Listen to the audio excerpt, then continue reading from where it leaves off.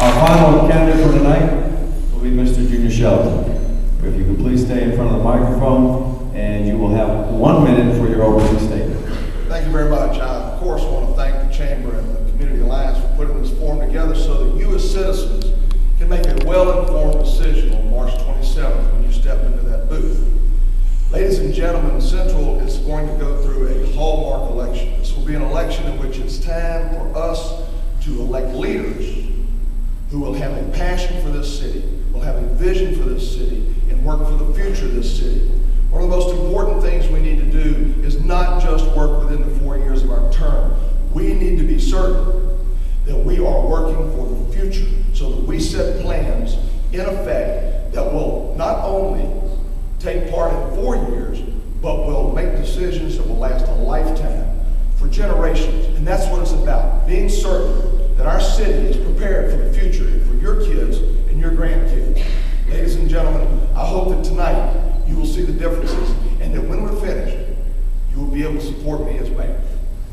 All right, thank you, sir. And your first question, and you will have 2 minutes to answer it as well. What do you see as the solution to the traffic problems in Central?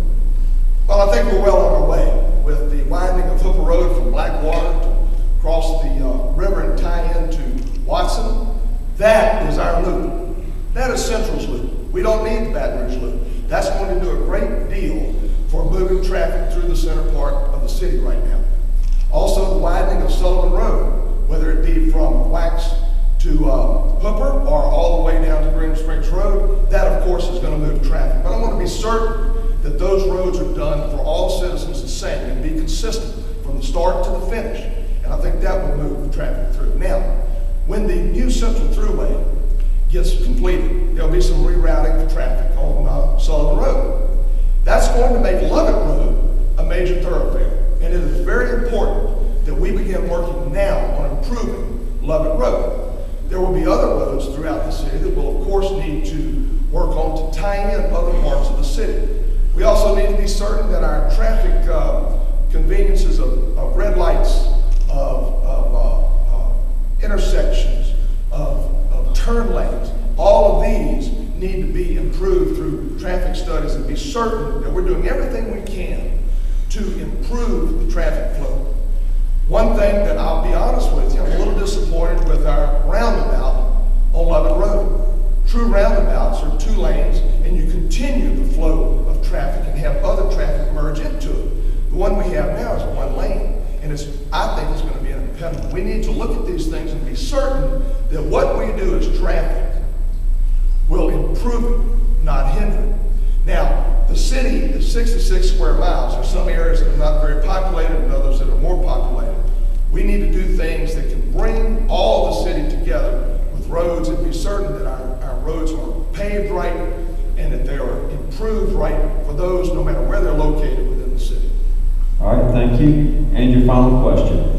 What is your vision for the future of the city of Central?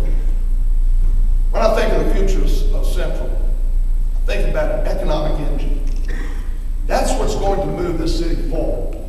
We need to be certain that we have businesses that will come to Central and sustain our lifestyle.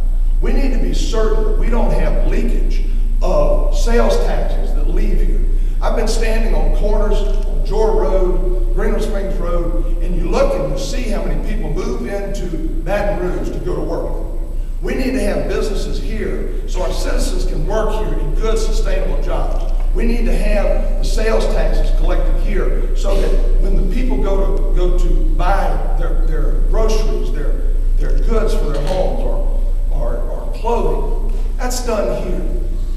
Big box stores, as I said the other night, are going to bring some economy, but the sustainable jobs are in the professional businesses. And I think that's where we need to concentrate our work, is getting good businesses, entrepreneurial businesses, sole proprietorships, these types of things that will give our citizens jobs. I also want to be certain that whatever we do, we maintain the rural fabric of Central. Since the 1800s, we have had families live here for one reason and one reason only, the peace and tranquility that they enjoy. I want everybody's family to be able to continue that. Mine has been able to do that. And I want everybody who hasn't yet moved here, we next year, 2 years, 3 years, that are going to want to stay here once they get here. And I want to be certain that their families have a place that they can live, that they can play, they can work, and we don't have to depend on anybody else. Ladies and gentlemen, Central can be the model city in the United States. We can make it happen, and I hope you will let me be the leader that makes that happen. All right. Thank you, Mr. Sharp. Thank you for the question.